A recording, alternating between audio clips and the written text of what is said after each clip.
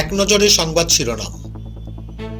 বাণিজ্য উপদেষ্টা শেখ বশির উদ্দিন বলেছেন, আজ চালের দাম 20 টাকা বেড়ে গেছে পদ্মা সেতুর দায় পরিশোধ করতে গিয়ে।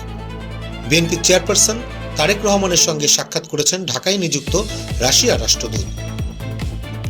জাতীয় নির্বাচনকে সামনে রেখে নতুন ও সমৃদ্ধ বাংলাদেশের রাজনৈতিক ও অর্থনৈতিক রূপরেখা তুলে ধরেছেন বাংলাদেশ জামাতে ইসলামের আমির ডাক্তার শফিকুর রহমান। এদিকে জামাতের প্রার্থী আমির হামজাকে হত্যার হুমকির ঘটনায় জিডি স্থগিত করেছেন ওয়াজ মাহফিল। গত বছর টি-20 সংস্করণে দারুণ পারফরমেন্স করেছেন মুস্তাফিজুর রহমান। সেই পারফরমেন্স দিয়ে উইজডেনের বর্ষসেরা টি-20 একাদশে জায়গা করে নিয়েছেন তিনি। অবশেষে পরিমণির সেই আকাঙ্ক্ষা পূরণ হচ্ছে।